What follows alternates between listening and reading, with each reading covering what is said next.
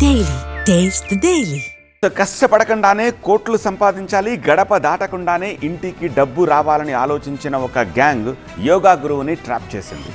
Background check చేసుకుని మరీ రంగంలోకి దిగింది. కానీ సులభ సంపాదన చిక్కులు తెస్తుందని ఆ తర్వాతే గ్యాంగ్ అర్థమైంది. ఈజీ మనీ అంత ఈజీ కాదని బుర్రకెక్కింది. ఫలితంగా జైల్లో ఊచలు లెక్క పెట్టాల్సిన పరిస్థితి వచ్చింది.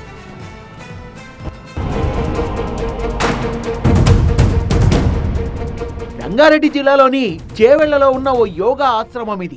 రోజు వందలాది మంది వచ్చిపోయే ప్రాంగణం. రంగారెడ్డి అనే ఓ యోగా గురువు ఈ ఆశ్రమాన్ని ఎన్నో ఏళ్లుగా నడుపుతున్నాడు. యోగా ఆశ్రమం అంటే దేశ విదేశాల నుంచి ఎంతో మంది వస్తుంటారు. వచ్చిన వాళ్ళు ఆశ్రమానికి పెద్ద ఎత్తున నిధుల్ని ఇస్తుంటారు. ఇదే విషయాన్ని కొన్నాళ్ల పాటు జాగ్రత్తగా గమనించిన అమరన్ గ్యాంగ్ ఎలాగైనా యోగా గురువు దగ్గర ఉన్న డబ్బు ఈజీగా కొట్టేయాలని ప్లాన్ వేసింది. అట్టాంటి ప్లాన్ కాదది. గట్టిగా ఇరికించాలి, దండిగా డబ్బు రాబట్టాలంటూ ఇద్దరు మహిళలతో యోగా గురువు రంగారెడ్డిపై హనీ ట్రాప్ వలవిసిరింది అమర్ గ్యాంగ్. బాగా ట్రైన్ చేసి అనారోగ్య సమస్యల పేరుతో ఇద్దరు మహిళల్ని ఆశ్రమంలోకి పంపింది. ఆశ్రమంలోకి దిగిన కొద్ది రోజులకే ఆ మహిళలు రంగారెడ్డితో క్లోజ్ గా మూవ్ కావడం మొదలుపెట్టారు.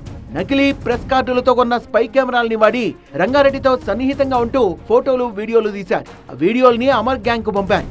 అప్పుడు రంగంలోకి దిగిన ఆ గ్యాంగ్ గురువును బ్లాక్మెయిల్ చేయడం మొదలుపెట్టింది. మొదట 50 లక్షల రూపాయలు డిమాండ్ చేశారు. వాటికి సంబంధించిన చెక్కుల్ని వాళ్ళకిచ్చాడు రంగారెడ్డి. ఆ తర్వాత కోట్లకు ప్లాన్ వేశారు కేటుగాళ్లు.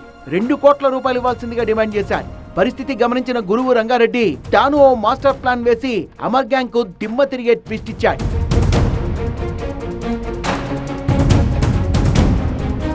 2 కోట్ల రూపాయలు ఇచ్చేందుకు ఓకే చెప్పిన రంగారెడ్డి డబ్బులు ఇచ్చేందుకు గోల్కొండకు రావాలని అటు అమర్ గ్యాంగ్ ను పిలిచాడు, ఇటు పోలీసులకు సమాచారం ఇచ్చాడు. ఫలితంగా అమర్ గ్యాంగ్ పోలీసులకు రెడ్ హ్యాండెడ్ గా దొరికింది.